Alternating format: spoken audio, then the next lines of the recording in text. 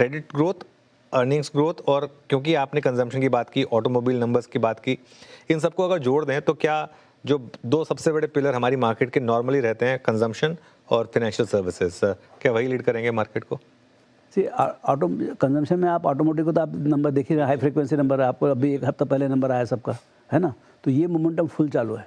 अच्छा, आपको GST cut किया है जो, वो it is absolutely brilliant decision, 28 से 18, इससे आपका देखिए जीएसटी कलेक्शन भी इस महीने में 14% बढ़ा है। तो मतलब अब जो वो बेस इफेक्ट था और जो रेट कट हुआ था वो भी रिकवर हो गया, और गवर्नमेंट का revenues are looking very good.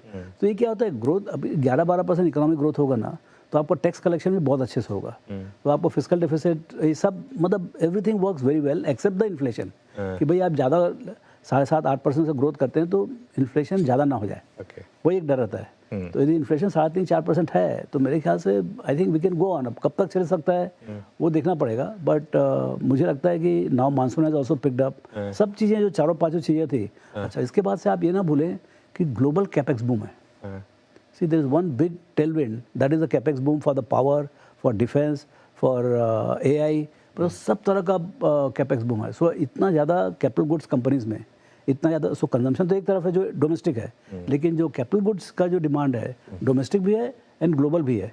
सो ऐसा देखा है तो बहुत सारे फोर्सेस हैं जिसके कारण से आपका economy can grow at about maybe even it may cross 8%, because there are sudden forces. जैसे आपका जो एक्सपोर्ट का डिमांड है, वो डिमांड जो है, जैसे पावर सेक्टर है, पावर सेक्टर में मतलब चारों तरफ मतलब है ना, बिकॉज ऑफ AI, और पहले भी अमेरिका वगैरह में कभी इन्वेस्ट किया नहीं उन्होंने इन ट्रांसमिशन एंड ऑल। इंडिया का तो खैर ग्रोथ चालू ही है, तो सब तरफ आपके जितने भी इक्विपमेंट है, पावर इक्विपमेंट, उनका डिमांड है। उसके चलते जितने मतलब सिर्फ power equipments are made of metals and everything, castings and all, तो वो सब का भी डिमांड बढ़ते आ रहा है। तो ऐसा मतलब अच्छा 8% डिमांड में आपको सब चीज़ का कैपेक्स बूम आएगा।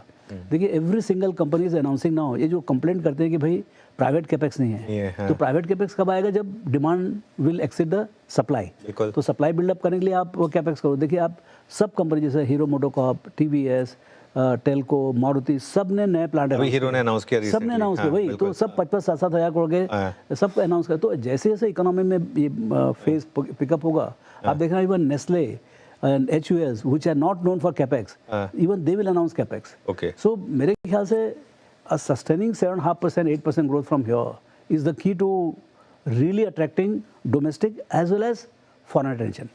What it will do, मतलब ये करेगा कि आपके earnings हो। अब now come to अपना subject, narrow एकदम, है ना, तो मेरा earnings 1150 है अभी EPS, है ना, 25-26 का 1150, 1157 ऐसा कुछ लिखता है मनी कंट्रोल वाले, आपका है ना मनी कंट्रोल, तो 1157 लिखा हुआ है।